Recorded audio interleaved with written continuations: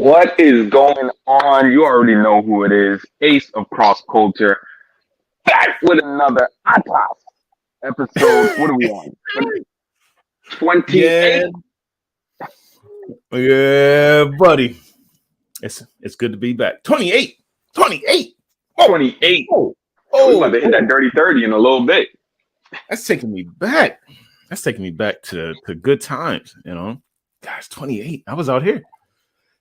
You were out there in 28? Yeah. Oh, you were 28? I mean, at age 28. Oh, wait. At age 28. Yeah. I mean, it's been, what, 10 years now? Yeah. No, it's been more. It's been 12. 12 years. Yeah. 20, it was 10 2 years ago. Yeah, true.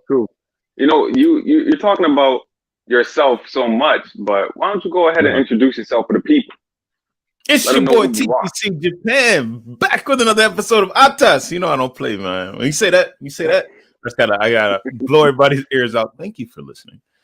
I gotta blow everybody's ears out and let them know it's the boy TPC Japan, which started out as Tipsy Japan at LU Lincoln Pride.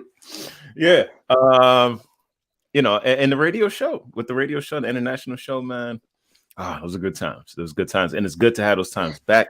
That's what this podcast is like. It's like the good old days, where even though people are in different times and time zones and different spaces, we're coming together to talk about, you know, life and about the issues that you know we find through literature and we find through, you know, popular culture on the West Coast and East Coast of Japan and the US and Japan, irrespective.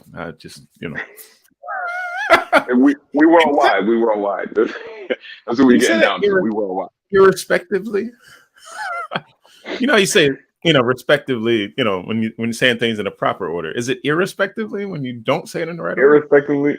I don't know. No, it's just respectively. Because it can go in the wrong order and you're just saying, oh, whichever matches up to. That's what I always understood it as. You know which one matches up, so you just kind of figure it out. So it's like, yeah, you got that. You know the knowledge. Respectively is this one and that one. So you got that. Yeah, like if you say responsibilities for the husband and wife, respectively, you know, you already know in your household, you know, who has what. No. Hold on. No, so you might have missed what I was saying, because this is the thing. I said on the East Coast and West Coast. But then I switched in Japan.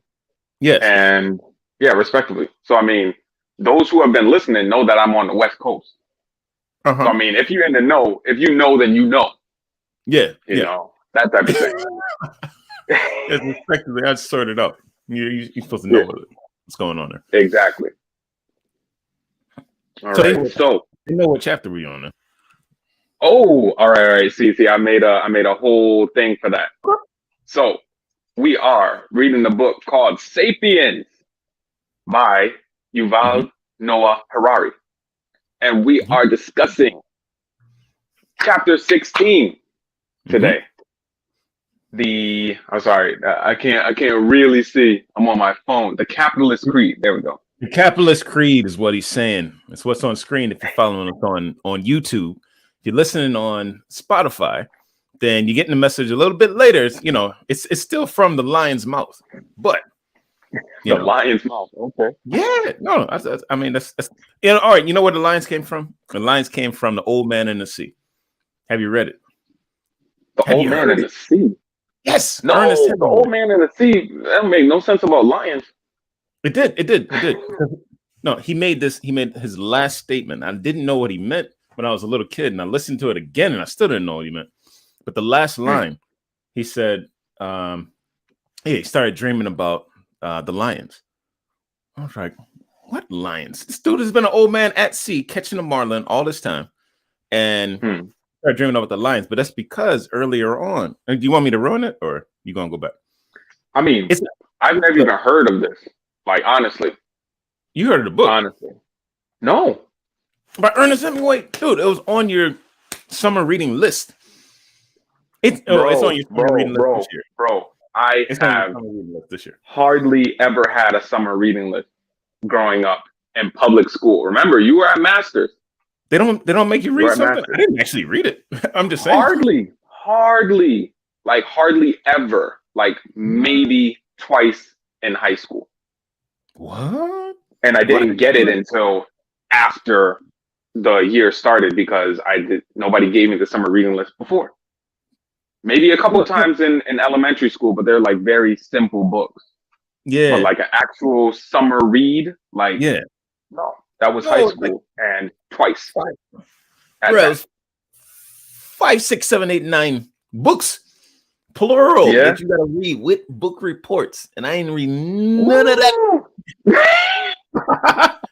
Mercy. I read the Cliff Notes. I read the Cliff Notes. I read some of that. I read. No, hold on. Let me walk that back. And this is part of the capitalist promise. Like they make you promise to read the books. No, not read the books. They make you promise to buy the book. They make you promise to buy the books, and that's how the system just keeps going, right? That's the promise. It's like there's always, the invisible hand is going to find a way to make sure you have the material that you need for the situation that you're in. And I was at a private school, so I had access to the books. I had a Barnes and Noble down the street, or a Borders, or whatever they want to call it. There wasn't no Borders. internet. Oh man! And they had them stacked up. Oh, you a student at such and such school? These are the books that you're supposed to read. Go ahead and just pick them up. Take them with you. They got them all tied up like. Boop. Yep, you can take it on the road, but you had to pay for it. The price was a little less expensive. It's a little less expensive, but yeah, that's the promise, man. It's so it's interesting. But in any case, the book Old Man and the Sea, about a little bit about transcendentalism. I think there was something in there. That's a word that stuck with me over the years. But this book, this man, like Ernest Hemingway, like he wrote about perseverance and. Like as a man, like an old man, and having to dealing with your mortality and the way that he talked to his body parts, just like hand or left hand. My left hand has always been a traitor, and I'm just like, what does that mean? Why do you say that? When you're out at sea by yourself talking, my brother, the fish. It's because I love you. He said, like, it's because that I love you, that I can kill you. But does that make it more of a sin to kill someone that you love? If you don't love them, then that's bad. It's bad to kill somebody like without like, love in your heart, right? But isn't it worse? You know what that reminds me of though, right? Yeah, go ahead. This is the movie that we went to go see together. I think it's the only movie that we went to go see in IMAX. Oh, it was me, you, and one of our little cousins. I'm not going to shout out their name on, the World Wide Web. But shout out the name of the movie. Yeah. No. Avatar. We went to go see Avatar. Because every kill was like, they had a little prayer that they said like, "Thank you for your sacrifice," and with this, I will go on. It's like, yo, chill. That's a lot. Yeah. But I've seen that more and more in media to be like appreciative of the kill, not just I need it, so that's mine. Right. To kill with no mercy and no love is that a bigger sin than killing someone that you love?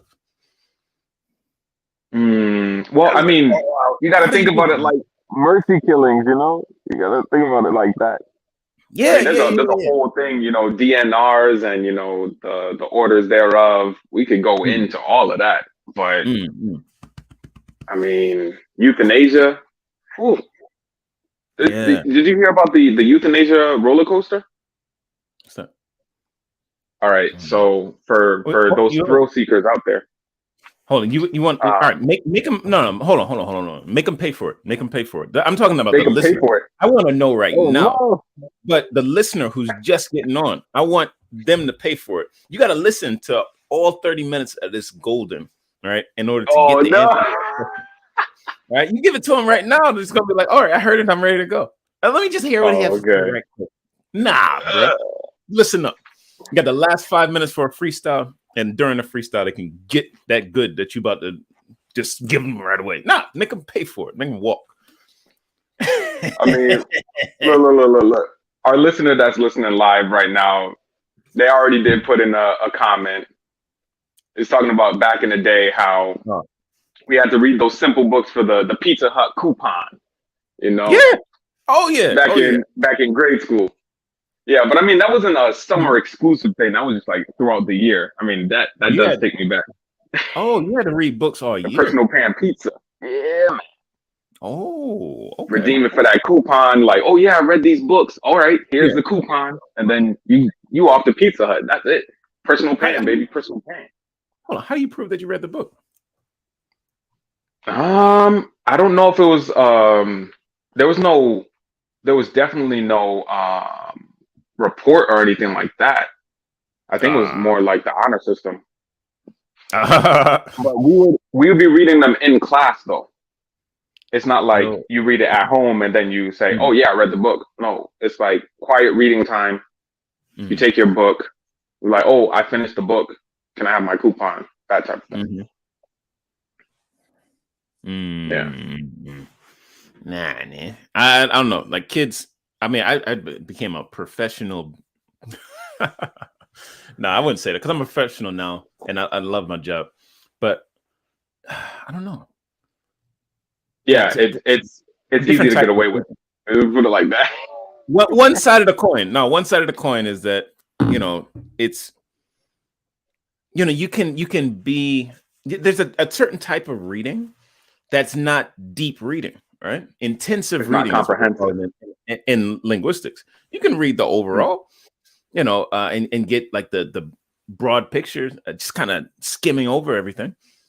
That's one way to read it.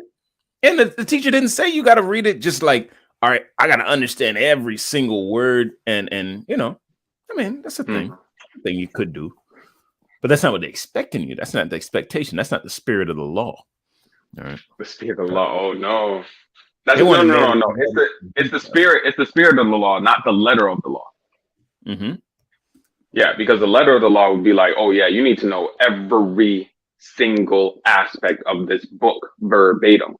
The spirit of the law is like, yeah, you need to read the book, but what you do with the knowledge is kind of up to you.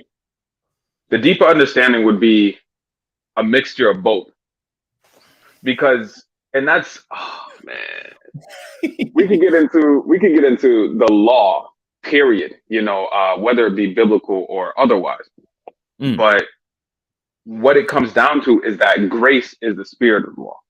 So it's like you're keeping the law without like, oh my goodness, punitively like, oh, I need to make sure that I don't do this or I don't do that. But it is only by the letter of the law that you find grace when you don't succeed in the letter of the law. When you don't succeed in the letter of the law, that's when you need grace? That's when you find grace. Hopefully somebody has grace on you to be like, oh, you know what? You did not succeed in the letter of law. You're going 36 and a 35. Cannot. Yeah. I got you dead to rights. But you know what? I'm going to let you off with a warning this time. Grace. That's the spirit of the law right there. Boom. You already know, like, okay, I was in the wrong. I thought that I was keeping to the law.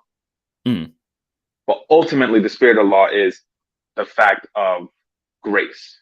Because we do not keep the letter of the law 100% of the time.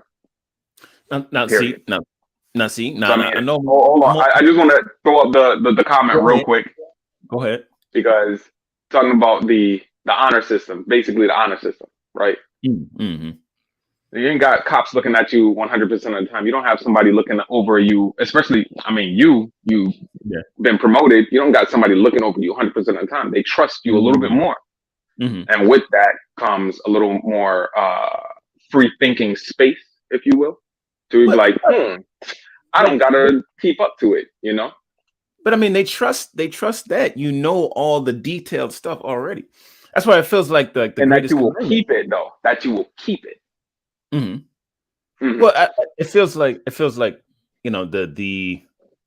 the spirit of the law is just to love your neighbor as yourself, like that's it, then you ain't got to read all the details of, all right, am I gonna, covet my neighbor's ox or what, because because the actual spirit of the whole thing is to love your neighbor as yourself. So it's just like, what? And love God. No, that's the first part. Love, Yeah, that's the first one. With all your mind and all your whole, bam. Yeah. Right? Every fiber of your being. And the second Yes, one is like it, to love your neighbor as yourself.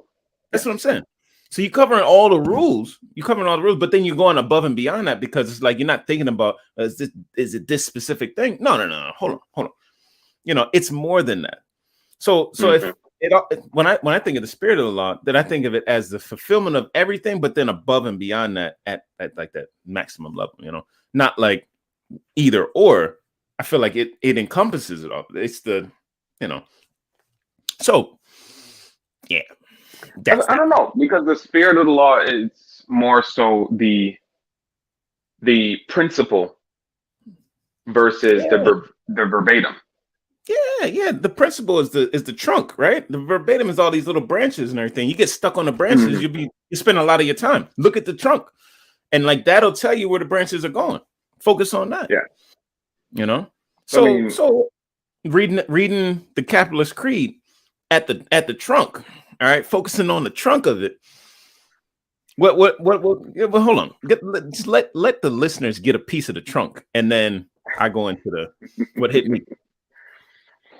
All right. So one of the things about this chapter, to me, it was very difficult to understand, because it gave a lot of historical stuff, but then a lot of,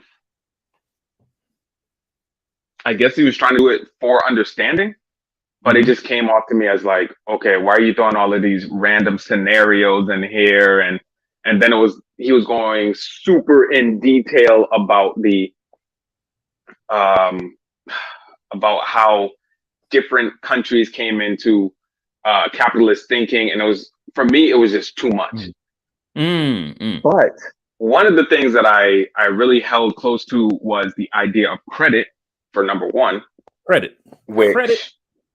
Yeah, it's a huge problem in America, and I'll be the first to say I still do not have a credit card. It's probably late in my life for me to be saying that, but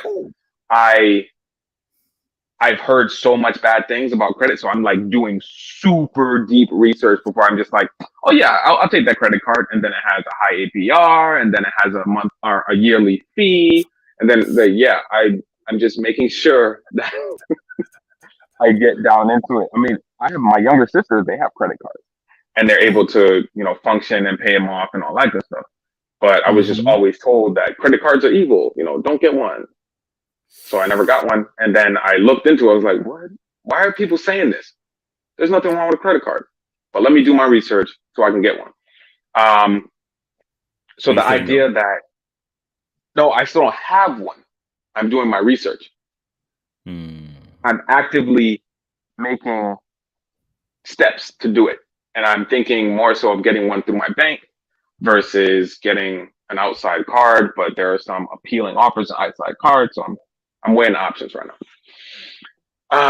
But that's the capitalist creed. That's what we live by. We want money, and the idea that you can buy something with your future ROI, your future return on investment.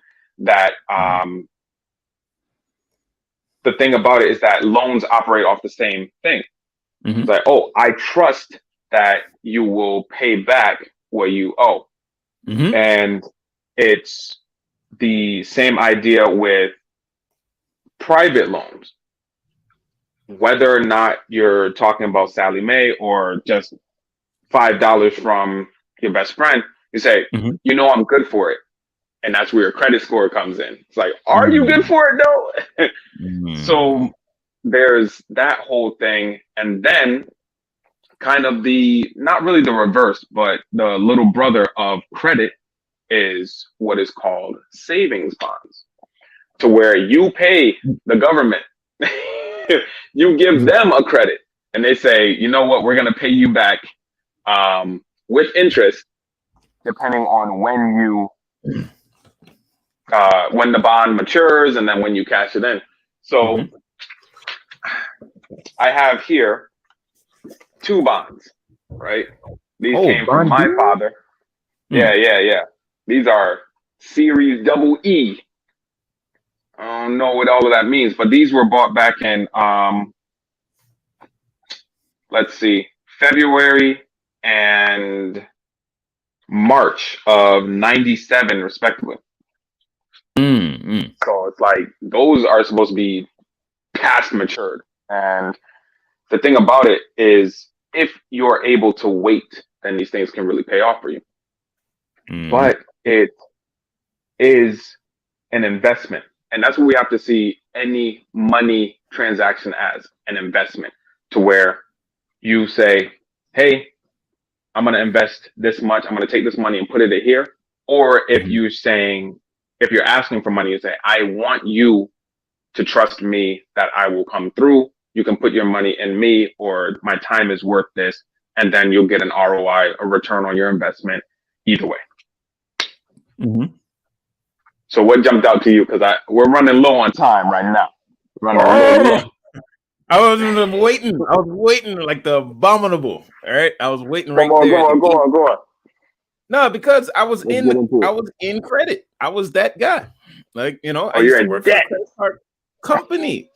I was lending the credit to the people with bad credit or no credit at a high interest rate. All right, I was there. I was that guy. I was the guy calling on the phone when they wasn't paying. All right, and that was a hard job, right? Trying to make people understand how the system works and how they can get out of the situation that they're in, make it better. But it's you know, the world is, I think, it's a really hard place. It's getting harder for those who don't touch the internet. The internet is bad. The internet has all these, you know, potholes and pitfalls that if you fall into it, you can end up on a dark side of the web somewhere. Just like, man, how did my life get this way? Like, you can lose everything if you use it wrong. All right. And credit is kind of like that. You can lose an awful lot. I mean, you know, there's loan sharks out there. And yeah, you can lose your life. All right. You can have some cement boots and then be at the bottom of the Hudson. All right. But my point about, you know, how to use credit properly. Yeah. I mean, you got to, okay, personal story. Let's take it back to the beginning. When I didn't have credit and I didn't work for a credit card company, I was just a university student. And I want to see my girlfriend. At the time, you know, we wanted to link up in Vancouver. I'm coming from Connecticut. That's far. All right. Just to give you guys some distance. That's the east coast of the US to the west coast of North America. All right. And I ain't had a cash for it. You know, I was not just asking around the different credit cards, but I was like, okay, which one doesn't have an annual like membership fee or anything like that? Yeah. No membership fee. And a relatively low interest rate. Like, you know, if I pay back the money within this time, like what's going to look like? I was studying finance, so I knew what was going on. But it's like, I mean, I came from that background, and we come from a similar background thing where it's just like credit is evil. No, if you use it the wrong way, credit is evil. Like, like buy now and never pay later. Yeah, people got the wrong idea about credit, or you know, such and such got bad credit. Like, I mean, these people were on TV; they were getting bashed, right? And they were, you know, grown black men, you know, just like, you know, this and that and the other happened. And it's just like, I want to be careful with that. It turns out that two companies gave me a credit card at the same time. All right. It was the one that says, "What's in your wallet?" You know, and then the other one, right? And yeah, I used that credit to do things that were entertaining. You know, do things that made me feel happy, such as flying to Vancouver, you know, when I needed to, you know, just make ends meet. And I didn't have like a specific job or whatever at that time. That helped. But you got to pay it back. Right. So that, you know, it's funny. Like I paid back on those credit cards. I paid back for like 15 years. That's a long story. A long story. I only got to the 0 point once. Right during that 15 years, and I was so happy. But then I said, you know, can I use this credit card to pay for grad school for some lessons in there? And I was using the card there. Boom, ran it right back up. 10. Look, you start off at 500, and I said, you know, all right, I'm sure you can find $500 somewhere to pay us back. So we'll give you 500 on each one. That's 1,000. It's like, huh? As soon as you get close to that 5, they bring it up. They bring up your limit so that you're not in that situation where you get, you don't feel the discomfort of, being at the restaurant and you can't pay. All right. So yeah, and it's not like an overdraft or anything like that. You don't want like overdraft. It'll deny you if you can't pay for it. But what they did is when I got to like 400, 450, it said, we decided to raise your limit instead of 500 to 750. So, they didn't say go ahead and spend like you're crazy, but it was just like every time I got close, every time I was gonna feel the discomfort, they brought it back down, or they brought up the limit. So I never felt the discomfort until I looked and I said, holy moly, I got 5,000. The limit on this is 5,000 and the limit on another one is 7,500. So they make it seem like a reward when you get close. Yeah. Like, we've decided to increase. We've decided to increase. Oh man. Spend some more if you like. You don't have to. You can just pay us off. That's fine. Pay it down. But I went past that critical point where, the amount that I owed was more than I could pay back within a few months, 2, 3 months, up to 6 months, up to a year. It'd be kind of hard. And that, I avoided that pain of, not buying the thing or not having the thing that I wanted at that time. I avoided that pain by buying it. So I wasn't used to dealing with pain. All right. Of not having enough. And that right there can set you off. That can set you on the wrong trail, because people cover up pain with all these different vices in the world. Yeah. Yes, stuff. Right? Impulse control. There you go. Yes, man. Discipline that's the number one key to success. Period. Bar none. Obey my word. All right. God told you. He just didn't say that discipline is the most important thing that you're gonna need in order to be successful, young man. Like, he didn't say that, and we missed the point, and credit cards just kind of harp on that. So yeah, that hit me in there, and I needed to get that message to you. Yeah, I have some green tea. The world is crazy right now because what it teaches you is that you can have it all. You can have it all. There's ways so that you can have it all right now. Instant gratification. And that's what capitalism preys on, is that, if you got the money, then we got the stuff. Or one of our little cousins was telling me like, cash is king. And I was like, who told you that foolishness? Like, no matter how much cash you have. Look, I will say one thing. Cash speaks the loudest. Because if you have $1 million home, it looks nice. It could be bad compared to some other $1 million homes. But if you walk in somewhere and you say, I got $1 million, and you just start putting stacks of cash on the table, that speaks loudly.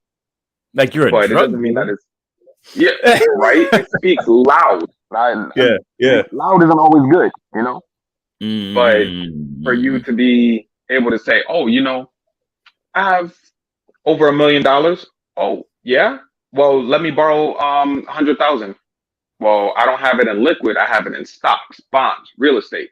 Diversifying your portfolio, as it were, is very good, because then if something goes down with the stock market, everything's not there.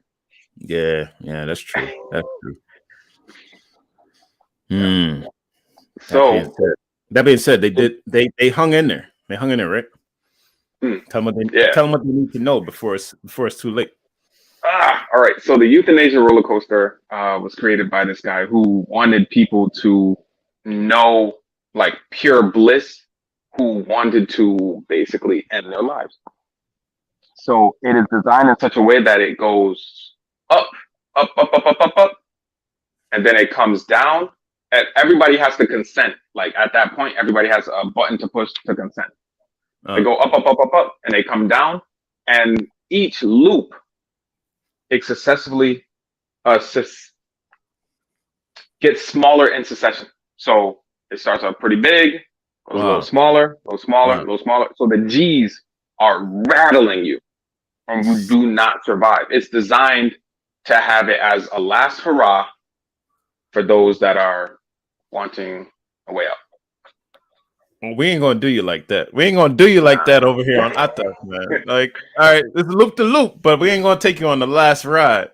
The last ride. We're here for the long haul. The long haul. Until next time, this has been Ace from Cross Culture. Stay prayed up and be blessed. All right. Go ahead and get yourself a pen and a pad. Listen again and write it down. It's your boy TPC Japan telling you we'll see you next week. Because that's what it is. Peace. That's what it is. Peace.